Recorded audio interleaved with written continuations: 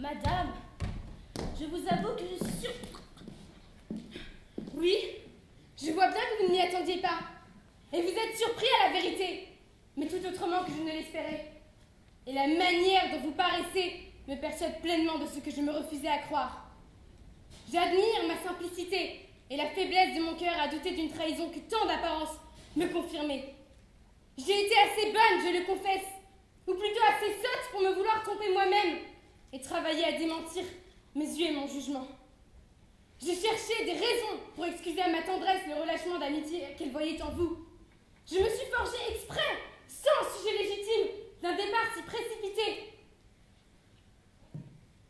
Mes justes soupçons, chaque jour, avez-vous me parler, j'en rejetais la voix qui vous rendait criminel à mes yeux et écoutais avec plaisir 1000 chimères ridicules qui vous peignaient innocent à mon cœur.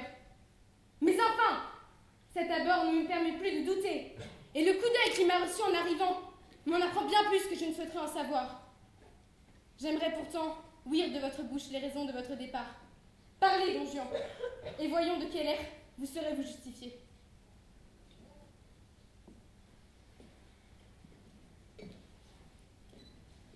Madame, Bolas Ganarelle, qui sait pourquoi je suis Moi, partie? moi, pourquoi? Madame, il est tombé de cheval. Ensuite, on s'est cassé la cheville. Donc on a dû l'emmener à l'hôpital. Maintenant, l'hôpital n'est pas là. Ce qu'on a fait, c'est qu'on a appelé la secrétaire. Et la secrétaire, elle a pris du temps à appeler le médecin. On a réussi à le soigner. Et voilà, on a dû repartir. Et le cheval est tombé malade. On ne sait pas pourquoi, intoxication peut-être. Je ne sais pas. Mais on est rentré ici. Et voilà. Voilà comment ça s'est passé. On est resté là et on a attendu.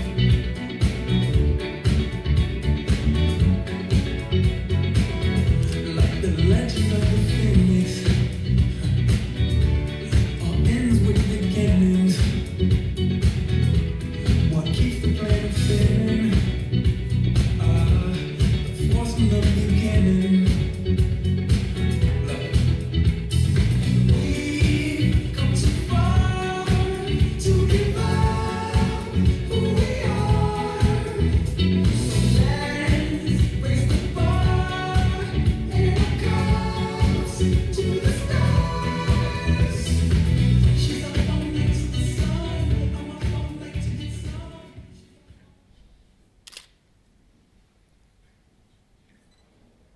Vois-tu, Charlotte, il faut, comme dit l'autre, que je débonde mon cœur. Je t'aime, tu le sais bien, et je somme pour être mariés ensemble. Mais, Marcaine, je ne suis pas satisfait de toi. Clément, qu'est-ce que c'est donc qu'il y a? Il y a que tu me chagrines l'esprit, franchement. Et Clément donc? T'es Stygienne, tu ne m'aimes point? Ah, n'est-ce que ça? Oui, ce n'est que ça, et c'est déjà bien assez. Mon Dieu, Pierrot, tu me viens toujours dire la même chose. Je te dis toujours la même chose, parce que c'est toujours la même chose. Et si ce n'est toi pas toujours la même chose, je ne te dirai pas toujours la même chose. Qu'est-ce qu'il te faut? Que veux-tu? Jarniken, je veux que tu m'aimes. Est-ce que je ne t'aime pas? Non, tu ne m'aimes pas. Et si je fais tout ce que je puis pour ça, je t'achète, sans reproche, des rubans à tous les marchés qui passeront. Je me rends le coup à t'aller dénicher les marnes. Je fais jouer les vielleux quand on vient ta fête. Et tout ça, comme s'il me frapperait la tête contre un mur. Vois-tu, ce n'est ni bio, ni honnête de n'aimer pas les gens qui nous aimons. Mais mon Dieu, je t'aime aussi. Oui, tu mènes d'une belle dégaine. Et comment veux-tu donc qu'on fasse? Je veux que l'on fasse comme l'on fait quand on aime les gens comme il faut. Ah non! Est-ce que je ne t'aime pas comme il faut? Non, quand ça est, ça se voit. Et l'on fait toujours 1000 petites singeries aux personnes quand on les aime du bon du cœur. Regarde la grosse Thomas, comme elle est à sauter du jeune Robin.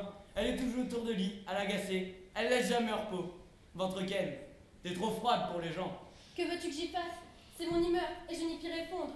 Il n'y a humeur qui tienne. Quand on a de l'amitié pour les gens, on emballe toujours quelques petites signifiances. Je t'aime tout autant que je puis. Et si tu n'es pas content de ça, tu as qu'à en aimer quelqu'un autre. Eh bien, voilà pas mon compte. Si tu m'aimes moi, me dire vois-tu ça? Pourquoi me viens-tu tarabuster l'esprit? Marqué, que mal te fait? Je ne te demande qu'un peu d'amitié. Eh bien, laisse faire aussi, et ne me presse point tant. Peut-être que ça viendra d'un coup sans y songer. Touche donc là, Charlotte. Eh bien, j'aime. Promets-moi donc que tu tâcheras de m'aimer davantage. J'y ferai tout ce que je pourrai, mais il faut que ça vienne de lui-même.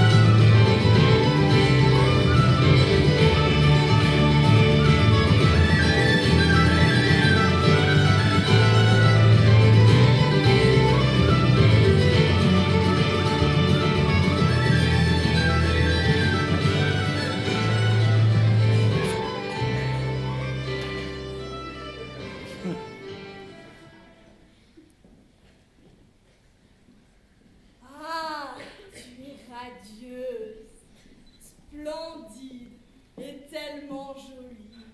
Tes yeux sont aussi bleus que l'océan. Monsieur? Que faites-vous donc là avec Charlotte? Est-ce que vous lui parlez d'amour aussi? Non, au contraire, c'est elle qui m'a témoigné une envie d'être ma femme. Et je lui répondais que j'étais engagée à vous. Qu'est-ce que c'est donc que vous veut Mathurine? Elle est jalouse de me voir vous parler et voudrait bien que je l'épousasse.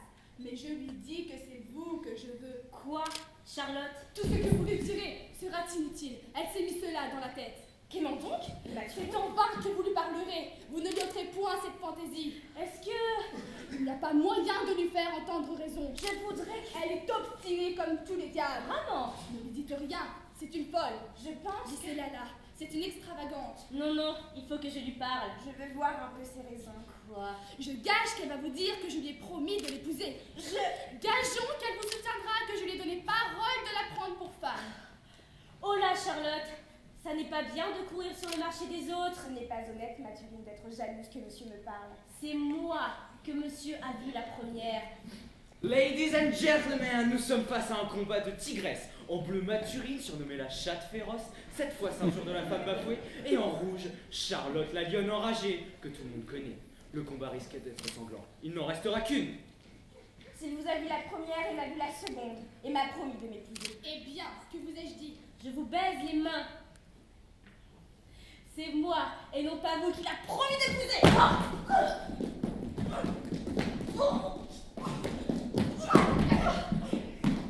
À d'autres, je vous prie, c'est moi, vous dis-je.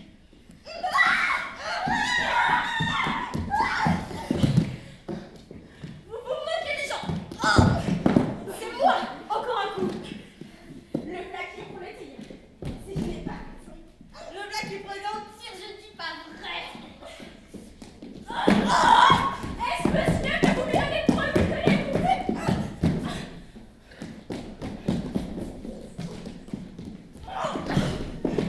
Vous vous raillez de moi? Est-il vrai, monsieur, que vous avez promis d'être son mari? Pouvez-vous avoir cette pensée? Vous voyez comme elle le soutient? C'est l'affaire. Vous êtes témoin. Comme elle l'assure? C'est-à-dire? Non, non. Il faut savoir la vérité. Il est question de juger ça. Oui, Mathurine. Je veux que monsieur vous montre votre bec jaune. Oui, Charlotte. Je veux que monsieur vous rende un peu camuse. Videz la querelle, s'il vous plaît, monsieur. Mettez-nous d'accord, monsieur. Vous allez voir. Vous allez voir vous-même. Dites. Parlez. Eh bien, que voulez-vous que je vous dise?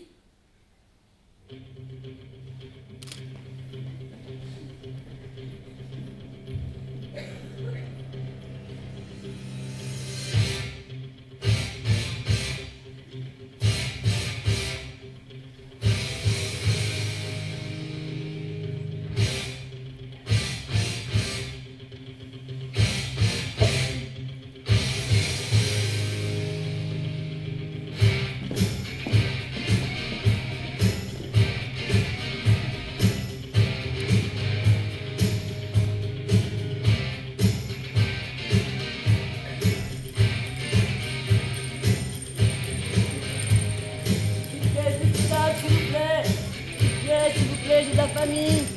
Messieurs, dames, s'il vous plaît. Personne. S'il vous plaît, messieurs, dames. Ça vient de dire. Personne, messieurs, dames, s'il vous plaît. Personne. Une chanson alors. Une petite chanson. Allez, une chanson. Quand te reverrai-je, pays merveilleux. Non, toujours pas. Bon, ah, à faire ça. Il y a une personne.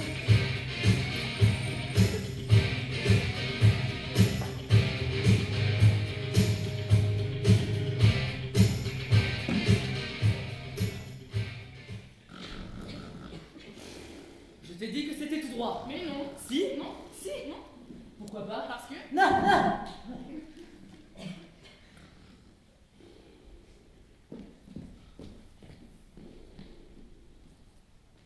Quoi?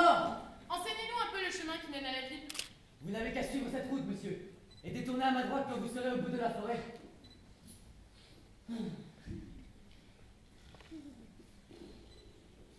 Quoi encore?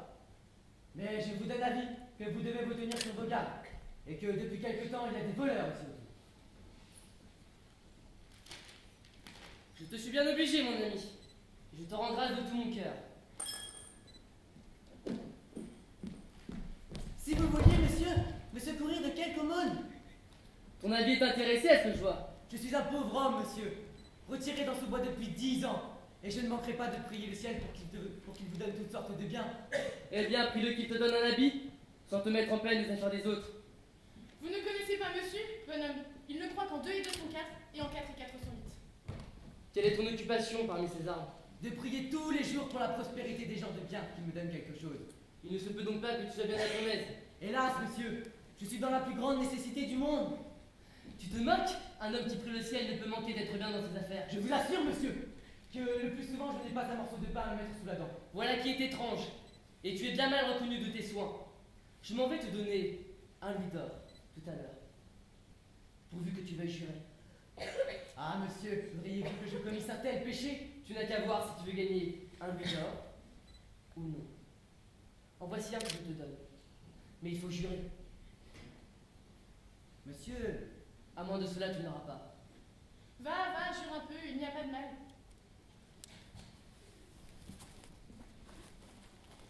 Tiens, le voilà. Prends-le, te dis-je. Mais jure donc. non, monsieur, j'aime mieux mourir de faim. Va, je te le donne pour l'amour de l'humanité. Mais que vois-je là? Un homme attaqué par 3 autres? La partie est trop inégale. Je ne dois pas souffrir de cette lâcheté.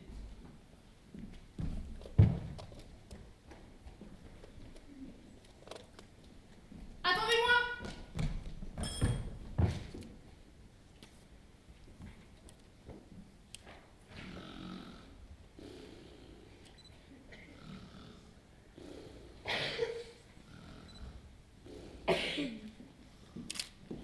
Non, là! Non, là! Non!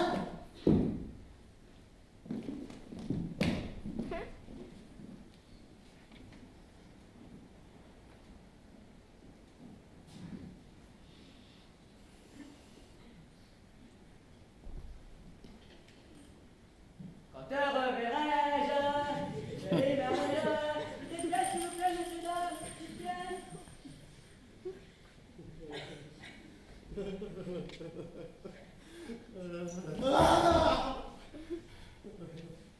Non! Non!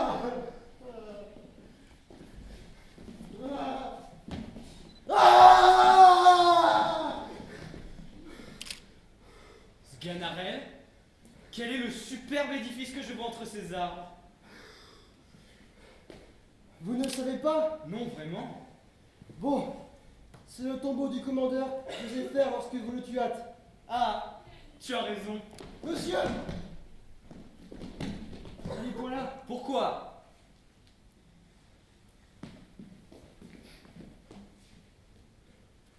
Cela n'est pas civil d'aller voir un homme que vous avez tué.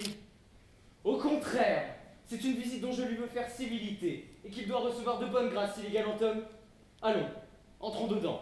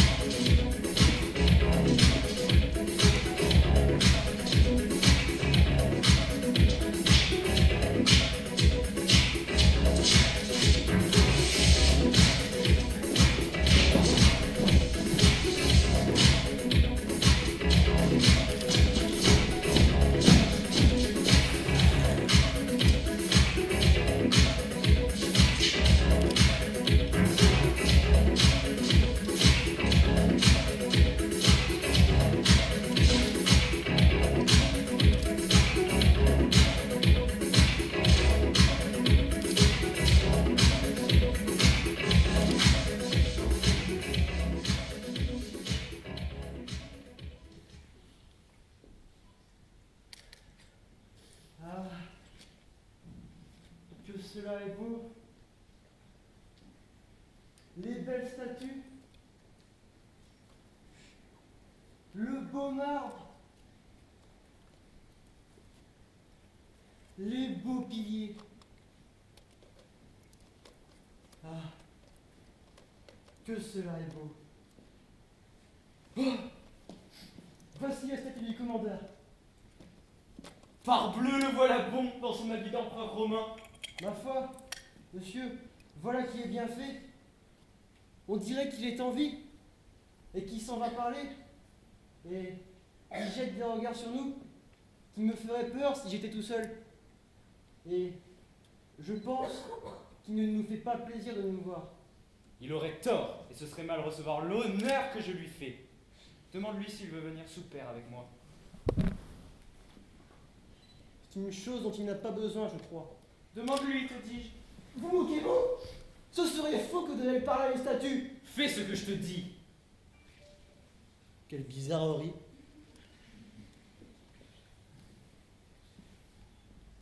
Seigneur commandeur, je ris de ma sottise, mais c'est mon maître qui l'a fait faire. Seigneur commandeur, mon maître, Don Juan, vous demande de lui faire l'honneur de venir souper avec lui.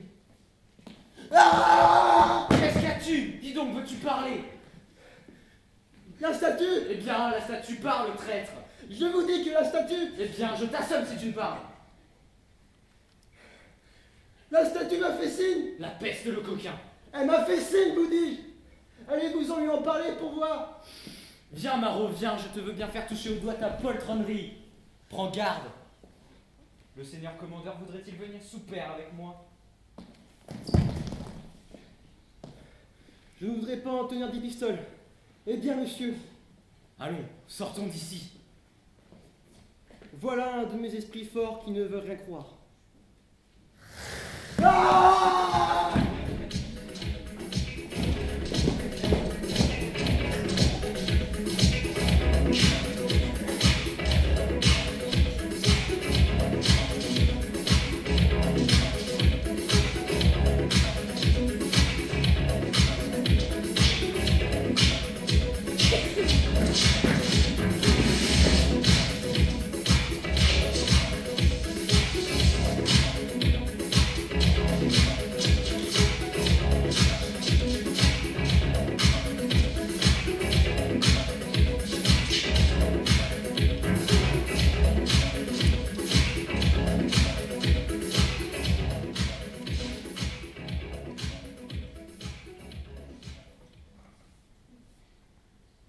Ah, monsieur Dimanche, approchez. Madame, la jolie petite fille. Que je suis ravie de vous voir. Et que je veux de mal à mes gens de ne vous pas faire entrer d'abord. J'avais donné ordre qu'on ne me fît parler personne. Mais cet ordre n'est pas pour vous.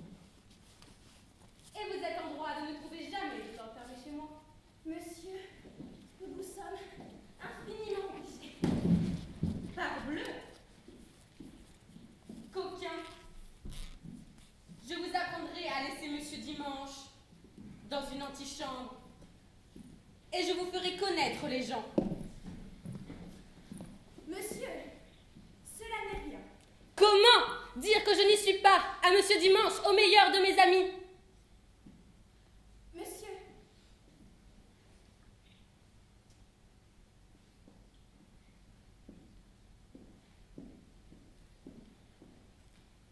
je suis votre serviteur. Je veux... Allons vite! Un siège pour Monsieur Dimanche.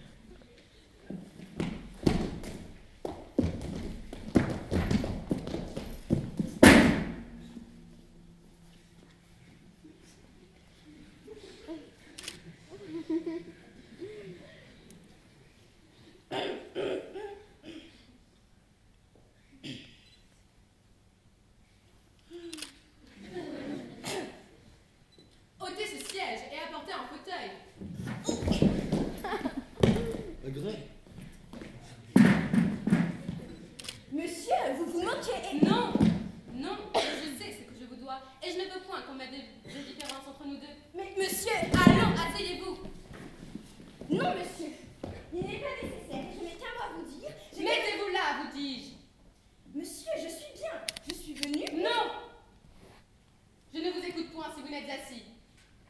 Monsieur,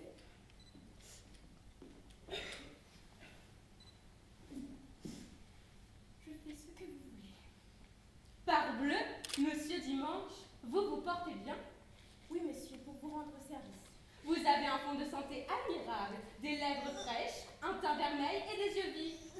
Je voudrais... Comment se porte Madame Dimanche, votre épouse? Fort bien, monsieur. Dieu merci. C'est une brave femme. Elle est votre servante, monsieur. Et votre petite fille Claudine, comment se porte-t-elle? Le mieux du monde. La jolie petite fille que c'est, je l'aime de tout mon cœur. C'est trop d'honneur que vous lui faites. Et le petit Colin, fait-il toujours bien du bruit avec son tambour? Toujours de même, monsieur. Et votre petit chien brusqué, gronde-t-il toujours aussi fort? Et mord-t-il toujours bien aux jambes les gens qui sont chez vous? Plus que jamais, monsieur, nous ne serions en cheville. Ne vous étonnez pas si je m'informe des nouvelles de toute la famille, car j'y prends beaucoup d'intérêt. Monsieur, nous vous sommes infiniment obligés. Je vous... Touchez donc là, monsieur Dimanche.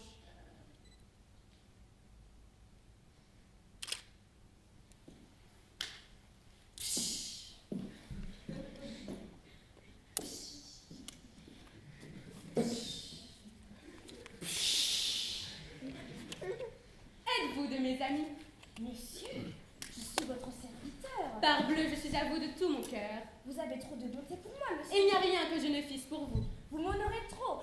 Et cela sans intérêt, je vous prie de le croire. Je n'ai point mérité cette grâce, assurément, mais... Oh ça! Monsieur Dimanche, sans façon. Voulez-vous souper avec moi? Non, monsieur, il faut que je m'en retourne tout à l'heure. Je... Allons vite! Un flambeau et que 4 ou 5 de mes hommes prennent des mousquetons pour l'escorter.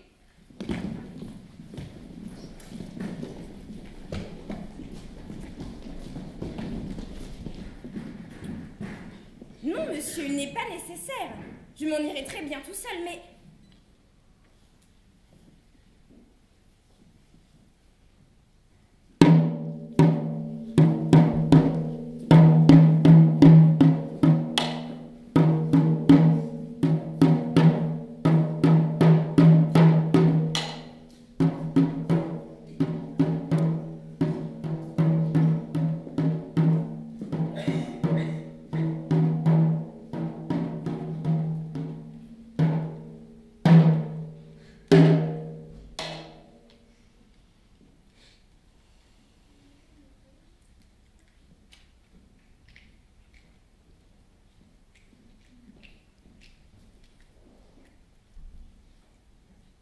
Ne soyez point surpris, Don Juan, de me voir à cette heure et dans cet équipage. C'est un motif pressant qui m'oblige à cette visite. Et ce que j'ai à vous dire ne veut point du tout de retardement. Je ne viens point ici, pleine de ce courroux que j'ai tantôt fait éclater, et vous me voyez bien changé de ce que j'étais ce matin. Ce n'est plus cette Don Elvire qui faisait des vœux contre vous, et dont la vérité ne jetait que menaces et ne respirait que vengeance. Le ciel a banni de mon âme toutes ces indignes ardeurs que je sentais pour vous, tous ces transports tumultueux d'un attachement criminel, tous ces honteux emportements d'un amour terrestre et grossier. Et il n'a laissé dans mon cœur pour vous qu'une flamme épurée de tout le commerce des sens, une tendresse toute sainte, un amour détaché de tout, qui n'agit point pour soi et ne se met en peine que de votre intérêt. C'est ce parfait et pur amour qui me conduit ici pour votre bien, pour vous faire part d'un avis du ciel et tâcher de vous retirer du précipice où vous courez. Oui, Don Juan, je sais tous les dérèglements de votre vie, et ce même ciel qui m'a touché le cœur et fait jeter les yeux sur les égarements de ma conduite m'a inspiré de venir vous trouver, et de vous dire, de sa part, que vos offenses ont épuisé sa miséricorde, que sa colère redoutable est prête de tomber sur vous, et qu'il est dans votre intérêt de l'éviter par un prompt repentir.